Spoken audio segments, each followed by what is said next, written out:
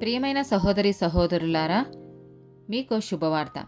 2025 సంవత్సరంలో మొత్తం 365 అంశాలను మీతో పంచుకోబోతున్నాము.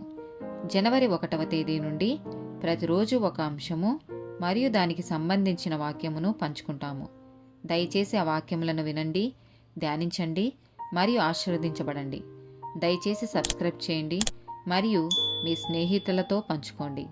ధన్యవాదాలు.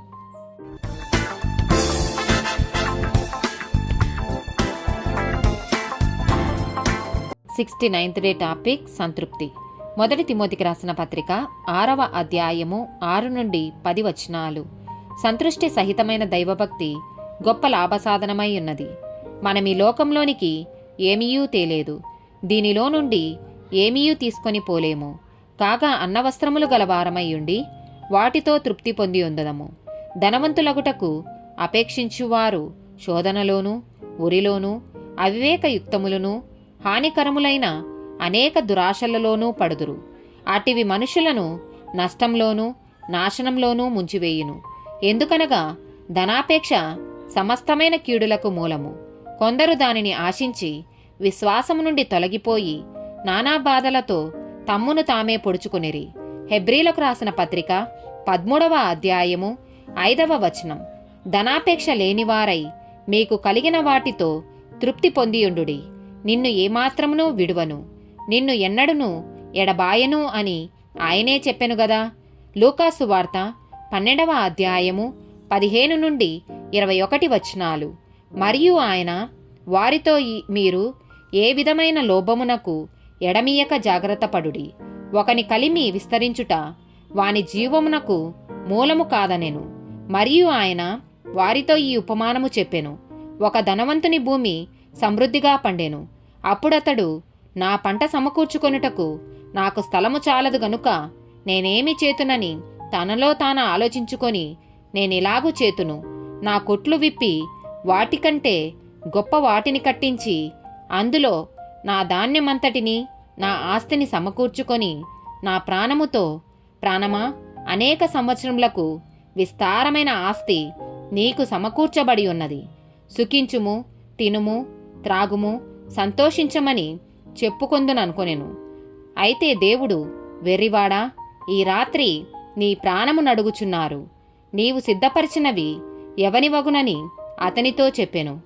దేవుని ఎడల ధనవంతుడు కాక తన కొరకే సమకూర్చుకొనువాడు అలాగుననే ఇండునని చెప్పెను.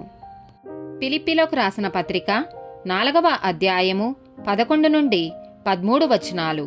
నాకు కొదువ కలిగినందున నేనిలాగు చెప్పుటలేదు.